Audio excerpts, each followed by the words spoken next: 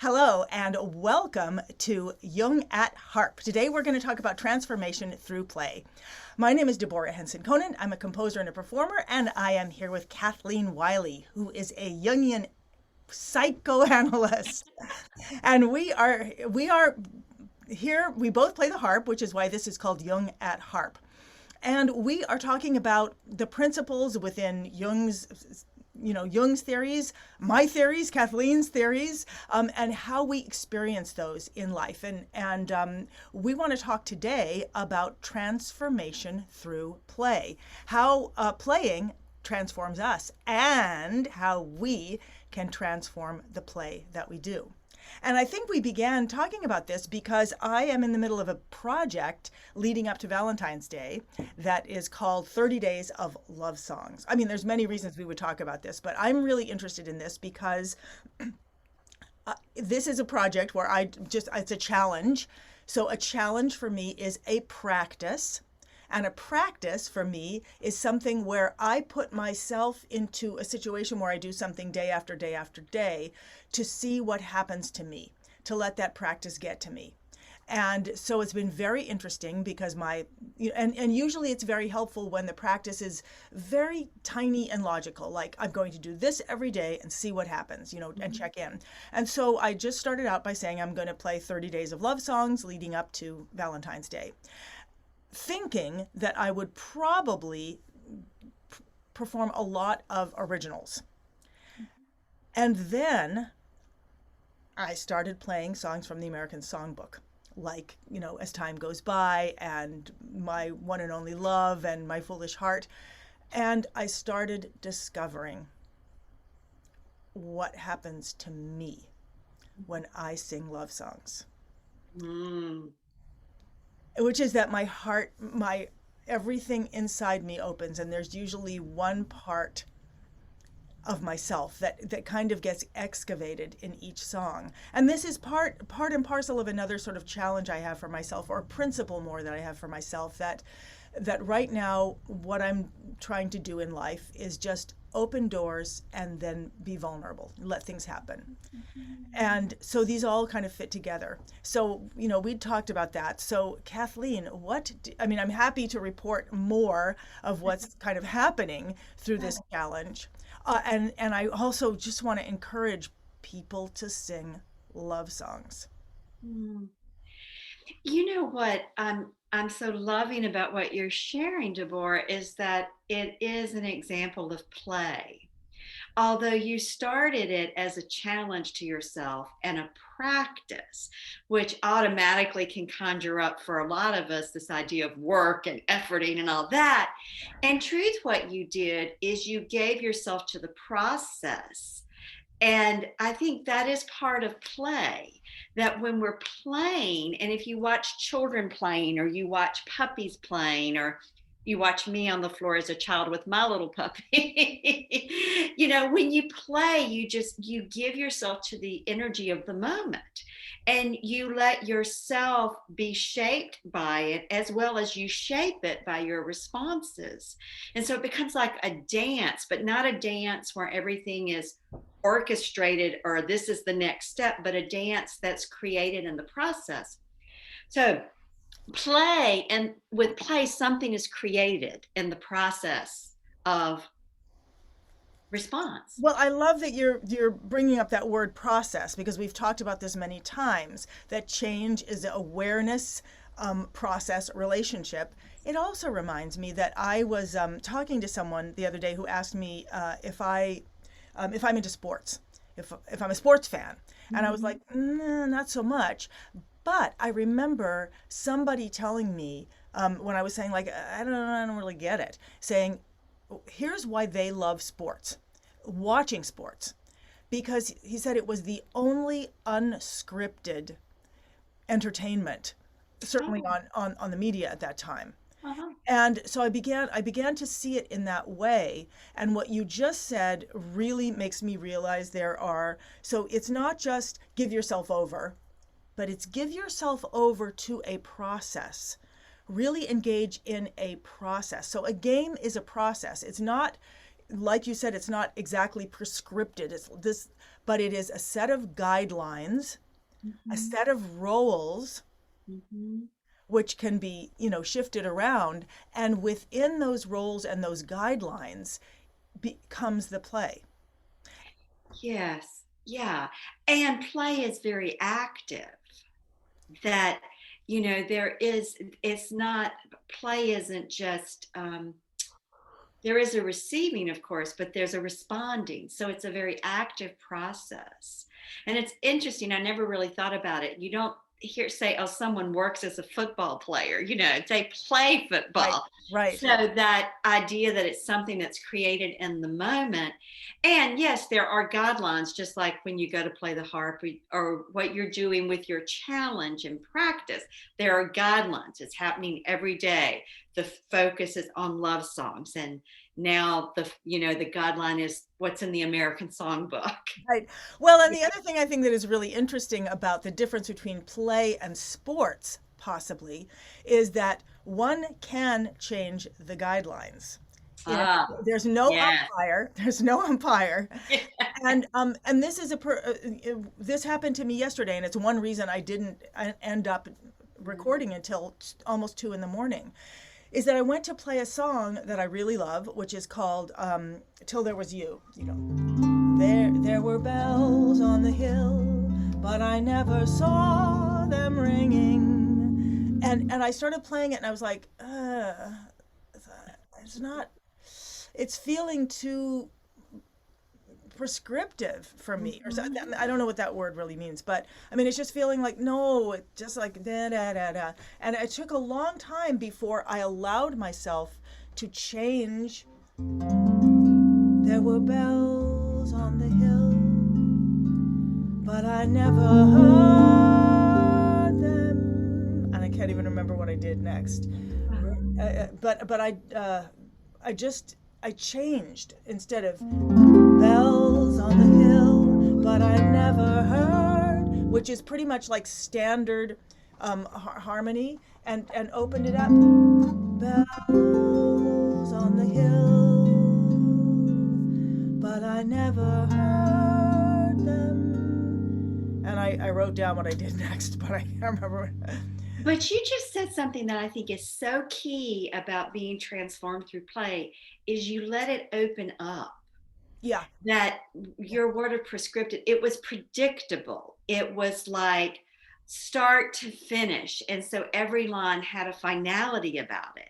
right. And so you opened it up, and you had to open up to what you were feeling, which is, ugh, this doesn't, and you had to open up to what that ugh was telling you, Yeah. and then open up to hearing something that caused your heart to be alive. Because Right. yeah, and so that is what play in the true sense of the word does, is that it opens us up to that aliveness in us. And when someone invites us to play, they are inviting us into our aliveness, and we feel that. That's you're reminding me of when I was very frustrated as a harpist, felt very caught. I went to work with a man named Tony Montanaro, who was a mime, but he didn't wear white face. He talked a lot. He was all about exploring physical eloquence. And he had a game that we played all the time that was called rounds. And we would sit in a circle and we would take any object, sometimes an idea, but mostly an object, and then we would all play with it. So he might put a pencil in the middle, and the first we would literally just engage with it. We would just pick it up. Everybody would just pick it up and put it down. But then we would start playing like, it would become different things, or, and we would play and eventually with any object it would kind of go along the same lines, and then somebody would come and push it into a different realm. Like it would, like, I don't even know how to describe this, but it would be almost be like we were pushing one idea, and then somebody came in with a completely different idea. And here's an example. So I took my harp to Tony because I could not get out of my conception of what a harp and what a harpist was. And so I was really imprisoned by that. And I took my harp and I gave it to the entire group. And I just said, please play with this because I don't get it. And I remember people, you know, they were like, can we touch it? And I was like, yes, please. And people were playing with it and they do things like they pretend they were skiers or like walk around, you know, they were just playing with the instrument. And then there was one moment when a guy went up and he said, can I move it? And I was like, sure. And he said, okay. And he took it and he put it down on its side and he straddled, I don't even know how to describe it. It was a huge harp. It was like a big concert harp. Put it down on the floor, got over it as if he was riding a horse, and he pretended he was riding a horse. And this was a moment when my mind cracked open and I saw that I needed to change my physical relationship with the instrument. Until then, I'd been playing behind it, and maybe I stood up and maybe I said, no, actually I hadn't been standing up. So I looked at that and I was like, I have to start standing up. I have to start completely changing my engagement. Like, am I going to be coming from this end? Am I going to, come from that end? And that is what eventually broke me out of, I have to sit behind, it has to be 6 feet tall, and it has to be pedals. And it was just like, opened up the whole thing. And then it could be anything. And that, I think that can't happen without play. Sorry, I'm like excited about this. Yeah. And part of what's play is it's engaging my whole body. I'm not sitting there thinking about it. I'm physically playing with it. So my hands are informing me. The physical object is informing me. Well, yeah. And again, you're describing one of the things that play does is it opens up possibilities. That as we play, new horizons open, new visions open. And so in that moment with the group, that's what cracked open is your own imagination. And it wasn't just an imagination that was a flight of fancy, but it was your imagination that could shape something for your own embodied experience. You realized something about your physical relationship, in this case to the heart, had to change. And I'm thinking for a minute right now about how this is so true in other areas. So, we did an episode on binging. And, I think probably all of us and everybody watching now that we're a month out from the holidays, if we could somehow be playful about our relationship to our body and what it feels like when we have that extra 5 pounds we don't want, and what it feels like when we're in the kitchen doing the sterile diet, or what it feels like when we go to the kitchen and we get creative with all the healthy, ingredients, that somewhere that relationship to what it feels like in our body is part of what opens up the possibilities. And, when we, just like the example of the song you played, when it's like rote and predictable, it can feel heavy and stuck and dead. And we go, ugh. And when we can let ourselves say, okay, where's there aliveness in this? Where is it that if I do one little tweak differently, it opens something up in my own energy centers? Yeah, and how am I going to know that? Like, how do I feel that? And how did you know it yesterday with this song? Yeah, first, okay, there's so much I want to talk about.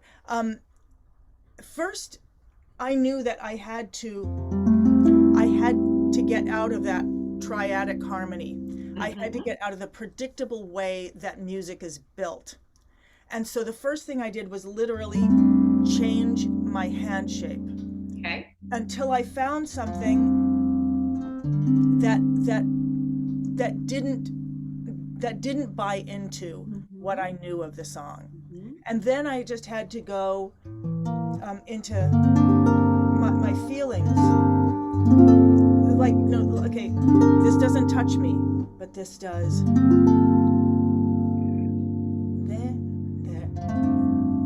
There were bells on the hill, but I never never heard. And then what happened is I began to understand a different meaning of the song. Mm-hmm. Yeah. So you realized you had to get out of the paradigm being triadic music. Right. So we have to get out of the paradigm, whatever that way of thinking, the way it should be. We have to get out of that. Right, Then the second thing we have to do is tune into what touches us. right, right. Where does our own feeling, our own aliveness start to flow? And I'm thinking, wait a second, the light is bothering me. Sorry. Okay. I think, I don't know if that helps or worse. Anyway, I'm thinking as you were saying that, what was the process? Why was I not online until 2 in the morning? And it was because it took that long to find my way. And I noticed that a lot of times, in the academy, students will claim failure very soon. They'll be like, I can't get it, I'm not hearing it. And I think it's because we think that, we see a performer and we see them, rattling it off, and we think that that is the discovery process is that fast. Mm-hmm. And sometimes it is, in improvisation when I'm doing something that I'm familiar with. But for me to find my way with this song, I had to poke and go into the crannies, and I had to do it over and over again, and I had to keep finding, and it wasn't until even after I recorded that I discovered, oh, this section, there's just one section of the tune that I never could get. That had to be like this, as I kept playing with it. What I wanted to get to was, I'm in the middle of this class, Strings of Passion, and it's all about how we engage with music and engage with our instrument, and the more we engage with our instrument, it becomes to build an instrument on the inside. Mm-hmm. So eventually we have a creative resonance between what we're doing and the thing that we're doing. And for me, I think it has so much to do with the engagement through my hands or my body. And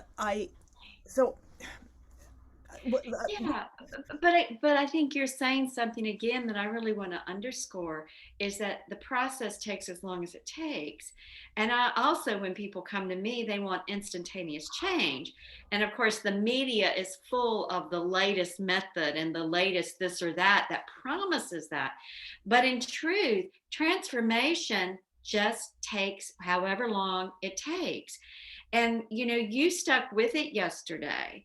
And all too often we live in a culture that encourages and promotes and has this that everything should be quick, it should happen right away, and if it doesn't happen right away, then something's wrong with us and we can't get it and we quit. The only way we don't move forward is if we quit seeking. You kept seeking yesterday.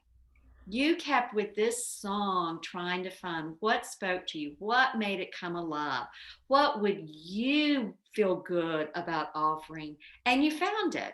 And maybe it wasn't perfect, maybe it wasn't completely realized, you had some awarenesses after, but you know what? It was something that was still true to you. And I think, again, this is so true in all areas of our life, that if we let ourselves take that next step that we hear and feel bringing us alive, whether it's with our music or it's with our eating or it's with relationship or, it's with another kind of project, whatever it is, then we'll get there. But if we wait until it's complete, it'll never happen. If we wait until we know all the steps, you had to be willing to go with the one next. Yeah. I so wish I did that in all parts of my life. I'm breaking this back down, and I'm thinking about all the things where I'm not completing. Mm-hmm. And where where it's it's painful because there are things that I claim I want to complete, and I'm not. And then I'm looking at this, and I'm looking at, so what is the difference here? And one of the differences is I have a fundamental commitment that I'm working on, which is the development of vulnerability, to understand vulnerability, emotional vulnerability. I have a practice, which is a commitment and a practice that I'm going to do it through singing love songs. I mean, I'm trying to do it in every part of my life, but do it through singing love songs. And the third is that I am going to find, but this was through the love song, that I am going to actually find the part of myself that has been afraid of loving or afraid of being vulnerable through these words and music that others have given me, and probably through my own as well.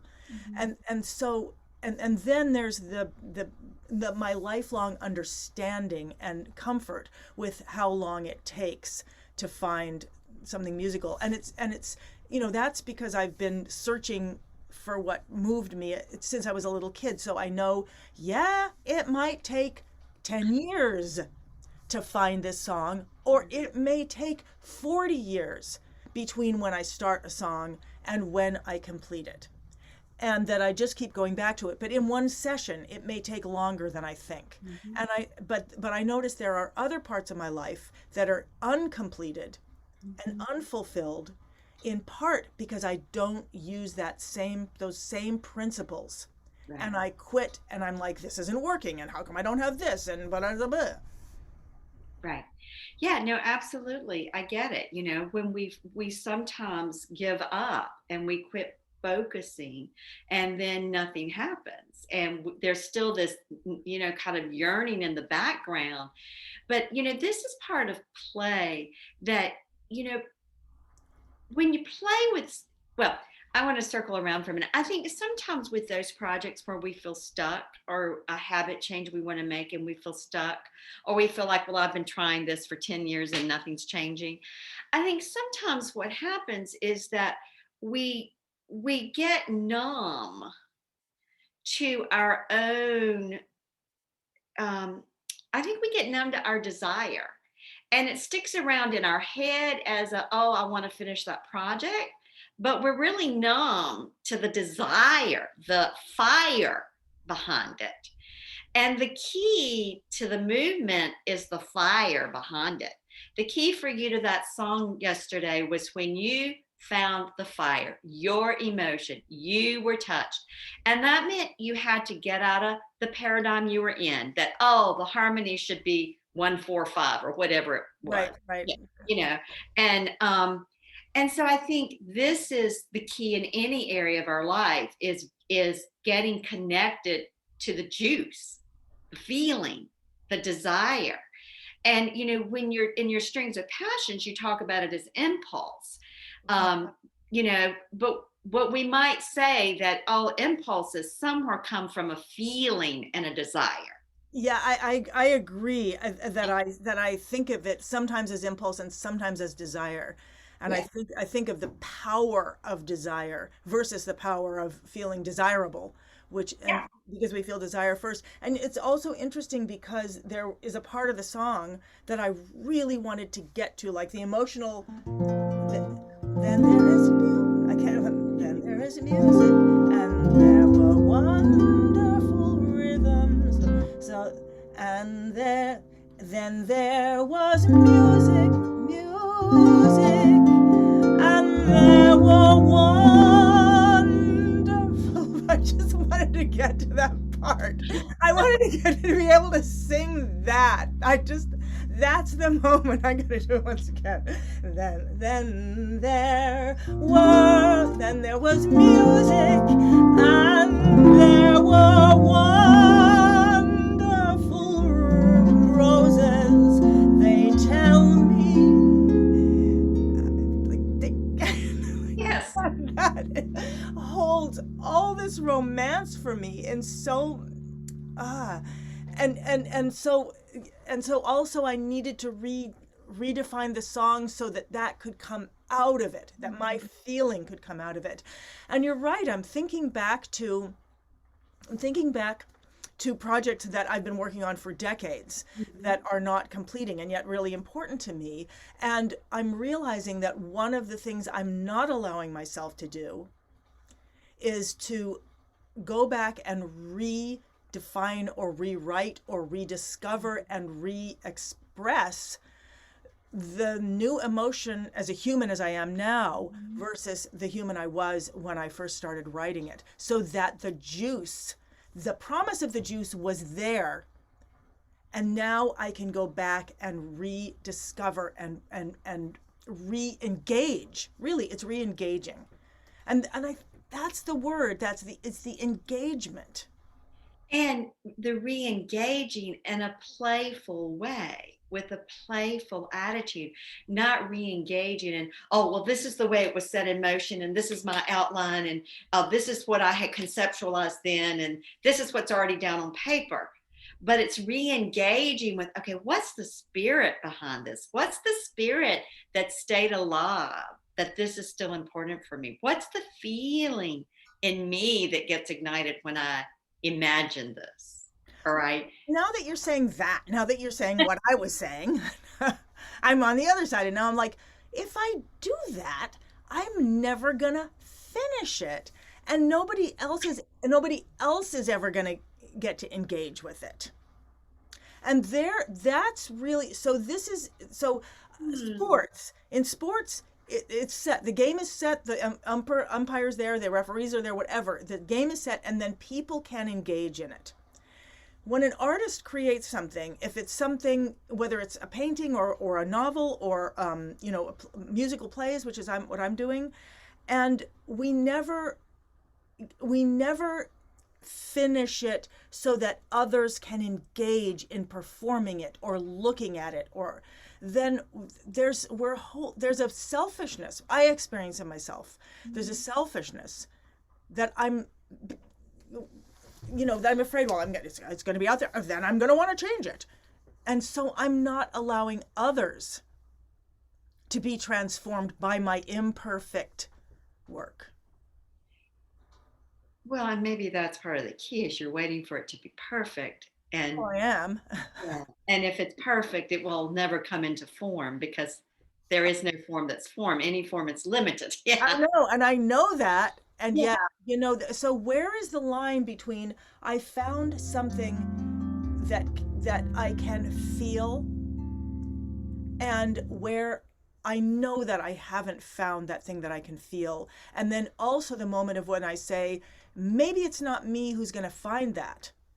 Maybe it's when I let this out for somebody else that they are going to find the way to help me see my own work. So now we're talking about letting other people play with your work.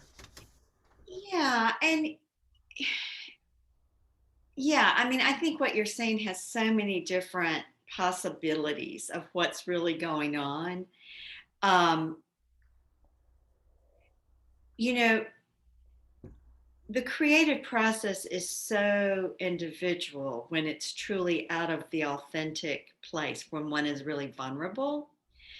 And so, as an artist, as you are, I'm imagining that there are some things that just, as soon as it's kind of comes to fruition, like yesterday, you're going to share it. And then there are other things perhaps that feel deeper in you that are the ones that don't get shared as quickly. I don't know. You're actually, this is really helpful because I'm in the middle of a challenge that has guidelines, and that thing has to happen. Yeah. It has to happen every night. And I think that is part of play. And I think that's where sports Mhm. and play comes together, is the thing has to happen. You have to be engaging. And it's not about creating the perfect thing. Right. Right. So, and what had come to my mind from kind of the logical language is the idea of deadlines. You had a deadline to get this out and a Right. commitment to do it. So that spurred you to find that place where it was good enough to share. And, perhaps on this other project you're referencing, having a deadline would make a Yeah, difference. it definitely has. I mean, before the pandemic, we did we were doing presentations of it. So I agree. And as I'm thinking about that, I'm thinking that's the thing that the students in the academy talk about a lot, is that we have these deadlines, and they're specifically, it's not supposed to be perfect, like you gotta present something bad, like, and those are the things that get us moving. Right. So we're talking about deadlines. I also want to come back, and I want to talk about engagement with with the thing we're playing with, Mm-hmm. because this is really deeply important to me. That I have come, I never wanted to be well, I did want to be a harpist because I wanted to hide behind being a harpist, but it wasn't until more recently that I began to understand that my physical engagement with this instrument has been such an important part of my life. Now, that may seem obvious, and I've begun to feel that there's a relationship between an instrument or a tool. I think of a harp as being, or an instrument as being a tool that is akin to a relationship between a person and a pet, Mm-hmm. or a person and animal, I should say. That there is a kinship that in which each gives the other a voice and gives the other an understanding and an experience Mm-hmm. that only happens from engaging. Like if I have cats and I don't play with them or pet them or, whatever, I'm not gonna get whatever you get out of a pet. Yeah. And they're not either. We're not gonna have that animal human engagement. And there's something about playing an instrument without perfectionism, the engagement of playing, that activates that. Well, you've talked about that. We've talked about that. There's awareness, process, relationship. Mm-hmm. Yeah, this may seem like a totally different thing, but I think it's kind of the same thing. About one of the decisions I made years ago, about to help manage my weight, was if I were going to eat sweets, they needed to be homemade desserts. That I wasn't buying store-bought pastries or cookies, that it needed to be homemade. And I pretty much still stick to that to this day. And I love cooking. And so I'm a little bit, at this point, I prefer my own cooking over anybody else's. But one of the things I realized is that the sensory experience of cooking, the sensory engagement of finding the right recipe, of really listening to, do I want chocolate? Do I want lemon? What do I want? And then looking through recipes and feeling into, does this conjure up the flavor I want in my mouth? Is this going to leave my body feeling heavy afterwards or not? And the sensory engagement with my own imagination, and then the process of the actual baking and the pulling the ingredients together and seeing it take shape, and then the smelling it in the oven, all of those things satisfied my other senses, that had I just bought it at the grocery store, I would have had the taste, maybe the smell, but probably not, mostly the taste.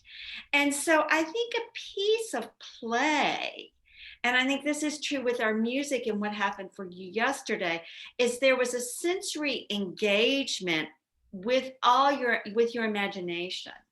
And so the feeling, what it felt like in your body as you played that traditional triad for harmony, what it felt like when you opened it up with what I think was a 7 chord. I don't know.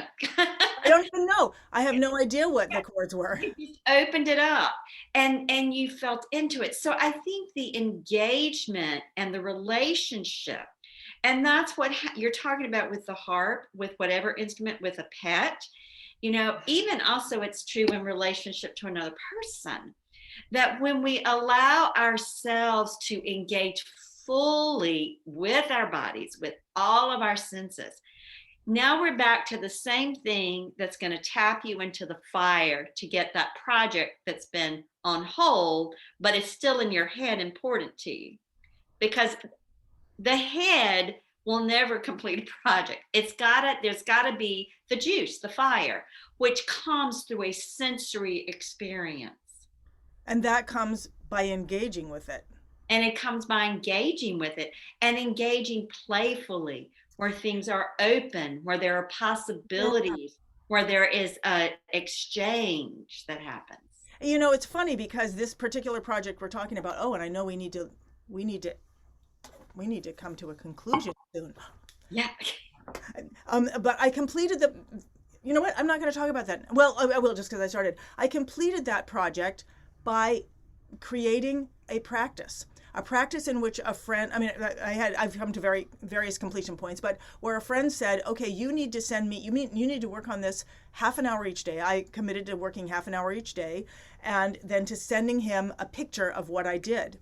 And that was the process, that was the commitment, that was the practice. And I just still remember, one night when it was midnight and it wasn't there, and I got an email from him saying something like, you will burn in hell if you do not send me that by, and that was beautiful to me, because I saw his commitment to my commitment, so I felt I wasn't alone.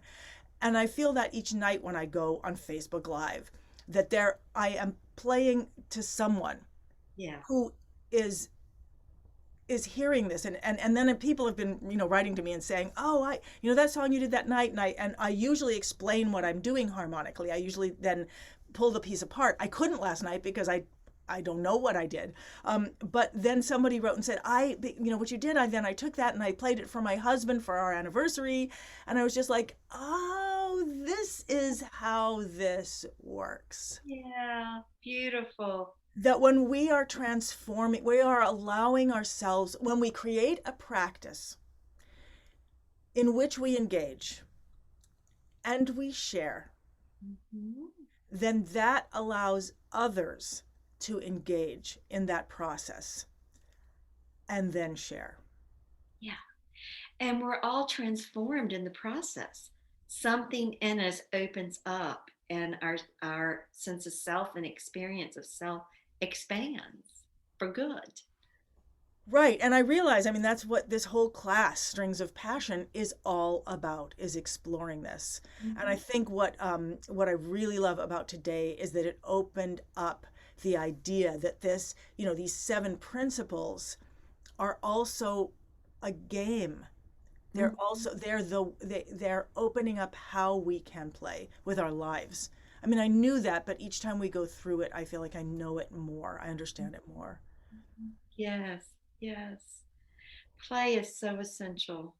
So I know we have 1 minute left. Kathleen, what would you like to just, say to people? And I'll try to come on Facebook and just say hello to people at the end, but what would you like to leave people with? Go forth and play. I don't want to get prescriptive here, but take whatever the spirit is that you've caught, that's been conjured up in you or ignited in you, listening to DHC and play with it. However, whether it's at your instrument, it's in the kitchen, it's writing, it's outside in your garden, whatever it is, making snowmen if you're in Boston. It's even too cold for that right now. Yeah. And I would say, I would add on to that to encourage you to engage and play with things. I really love things, and I love playing with them with my hands and my voice. And so, and I think that one of the things that we can think that we're done playing, but if we put a time on it, if I say, I'm going to play with this for 3 minutes, sometimes just that little thing that pushes the practice a little bit further is like, I think, what happens in sports. You've got somebody you're playing against. You can use time to help push you into a new realm of what the play is opening up. Yes, absolutely. Yeah. Kathleen, thank you as always. It's the highlight of my week to get to come and have this conversation. And I will look forward to the next one. Terrific. Okay. Bye-bye. Bye-bye.